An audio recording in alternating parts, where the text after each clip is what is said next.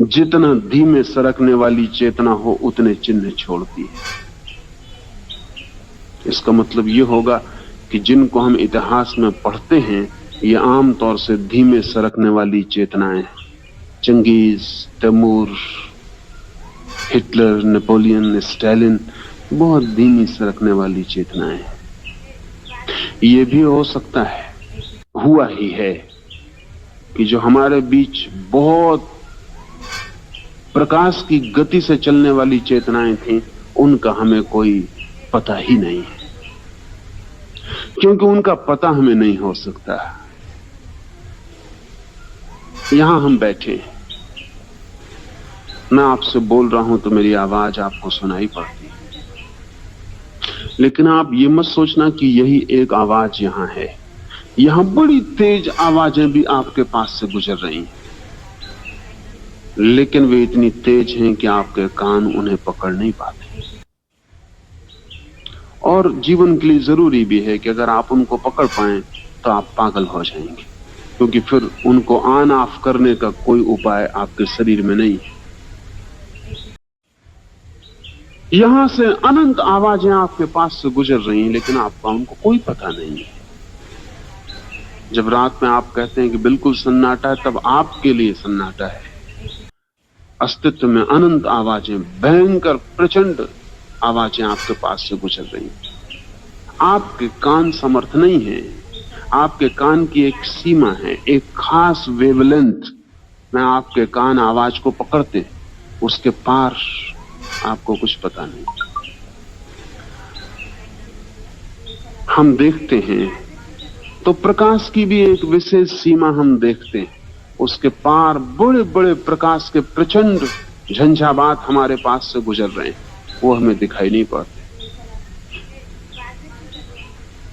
अभी अभी विज्ञान को ख्याल में आना शुरू हुआ कि जो हम देखते हैं वो सब नहीं है, बहुत थोड़ा है। जो अनदेखा रह जाता है वो बहुत ज्यादा है।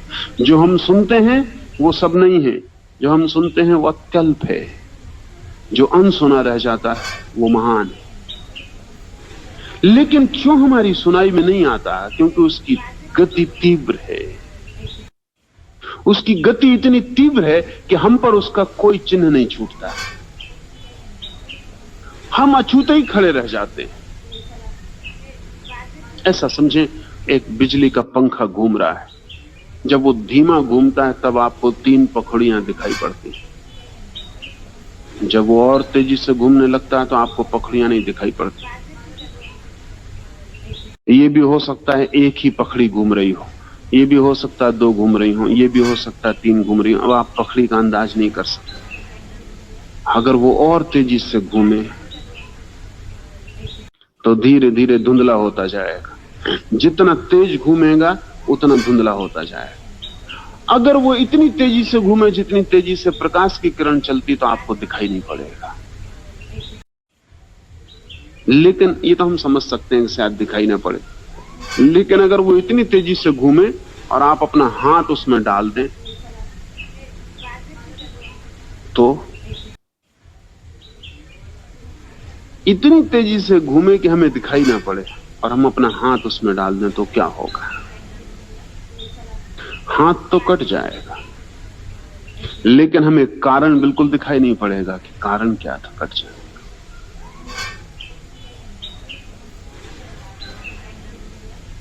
हमारे जीवन में ऐसी बहुत सी घटनाएं घट रही जब अदृश्य कारण हमें काटते हैं, हमें दिखाई नहीं पड़ता, तो हम समझ नहीं पाते कि क्या हो रहा है, या जो हम समझते हैं वो गलत होता है। हम कुछ और कारण सोच लेते हैं कि इससे हो रहा है, उससे हो रहा है। त्वरा से शक्तियां हमारे चारों तरफ घूमती हैं, उनका चिन्ह तभी हम पर छूटता है जब हम उनके आड़े पड़ जाते हैं, अन्यथा उनका हमें कोई स्पर्श भी नहीं होता। लाओस से कहता है, कुशल धावक पद चिन्ह नहीं छोड़ता।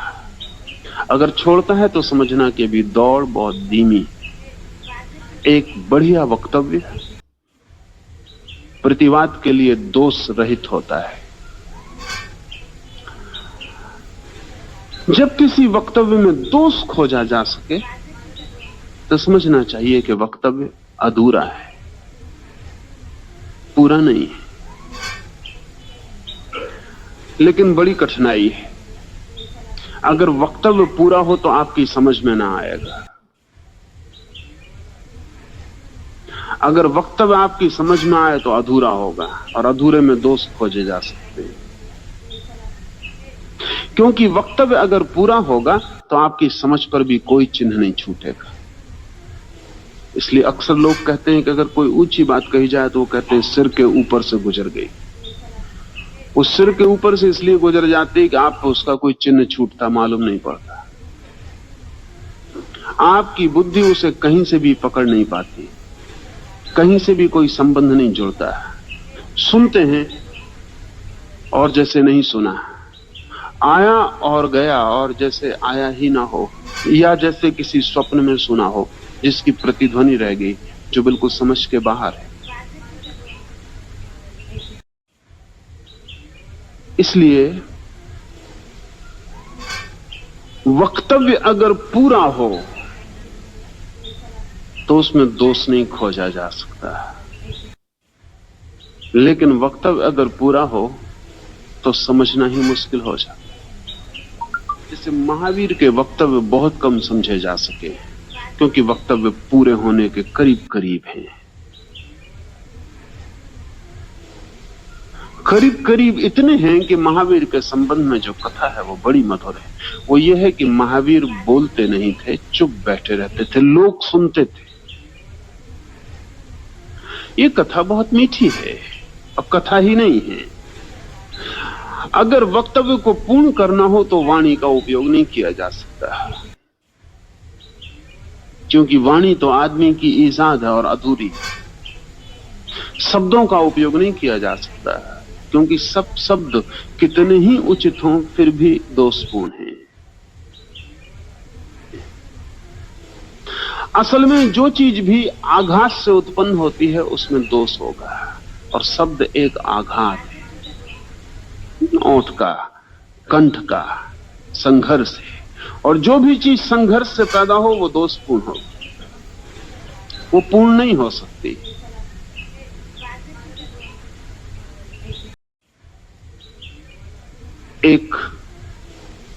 एक ऐसा नाद भी है मौन का जिसे हम कहते हैं अनाहत।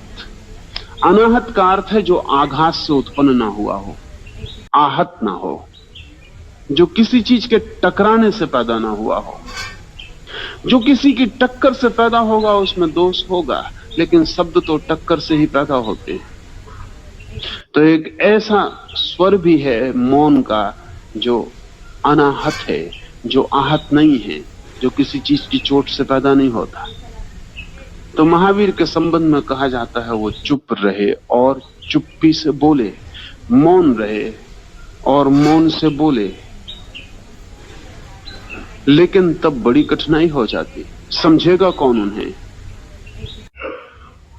इसलिए कहते हैं कि महावीर के 11 गणधर थे, उनके 11 निकटतम शिष्य थे, वे उन्हें समझे। फिर उन्होंने लोगों को वाणी से कहा। अब इसमें बड़े उपद्रव हैं, क्योंकि जो समझने वाले 11 गणधर थे उनमें कोई भी महावीर की हैसियत का व्यक्ति ना था। इसलिए महावीर ने जितना मौन से कहा उसका एक अंश उन्होंने समझा। फिर जो अंश उन्होंने समझा उसका एक अंश ही वो लोगों से शब्दों में कह पाए, और जो एक अंश लोगों ने सुना उसका भी एक अंश उनकी बुद्धि पकड़ पाए। लेकिन ऐसा महावीर के साथ ही हुआ हो ऐसा नहीं है। ऐसा प्रत्येक मनीषी जब बोलता है तो यही होता है। इस घटना में हमें विभाजन करना आसान होता है, लेकिन जब किसी को भी, लाओ त्से को, बुद्ध को, महावीर को, किसी को भी सत्य का अनुभव होता है तो वो पूर्ण होता है, वो वक्तव्य पूरा है, वहां कोई दोष नहीं होता। लेकिन इस वक्तव्य को, इस घटना को, इस तथ्य को जो अनुभव में आता है, जैसे ही महावीर खुद भी अपने भीतर शब्द देना शुरू करते हैं, गणधर के हाथ में बात पहुंच गई। मन, अब उसको शब्द देगा। तो जो आत्मा ने जाना उसका एक अंश मन को समझ में आएगा। अब ये मन उसे प्रकट करेगा वाणी से बाहर। तो मन जितना समझ पाता है उतना भी शब्द नहीं बोल पाते। फिर ये शब्द आपके पास पहुंचते हैं। फिर इन शब्दों में से जितना आप समझ पाते हैं उतना आप पकड़ लेते। सत्य जो जाना गया था और सत्य जो संवादित हुआ, इसमें जमीन आसमान का फर्क हो जाता। इसलिए सत्य बोलने वालों को सदा ही अड़चन होती है, और वो ये कि जो बोला जा सकता है वो सत्य होता नहीं, और जो बोलना चाहते हैं वो बोला नहीं जा सकता। इन दोनों के बीच कहीं समझौता करना पड़ता है। सभी शास्त्र इसी समझौते के परिणाम है। इसलिए शास्त्र सहयोगी भी हैं और खतरनाक भी। अगर कोई इसको समझ के चले कि शास्त्रों में बहुत अल्प ध्वनि आ पाई है वक्तव्य की, तो सहयोगी हैं। और अगर कोई समझे कि शास्त्र सत्य है तो खतरनाक है। लाओस से कहता है वक्तव्य जब पूर्ण होता है तो उसमें प्रतिवाद के लिए कोई उपाय नहीं। लेकिन आपने कोई ऐसा वक्तव्य सुना है जिसका प्रतिवाद न किया जा सके? किसी ने कहा ईश्वर है, क्या अड़चन है, आप कह सकते हैं ईश्वर नहीं है।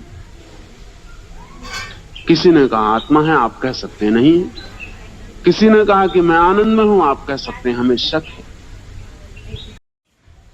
आपने ऐसा कोई वक्तव्य सुना है कभी जिसका प्रतिवाद न किया जा सके? नहीं सुना है। क्या ऐसा कोई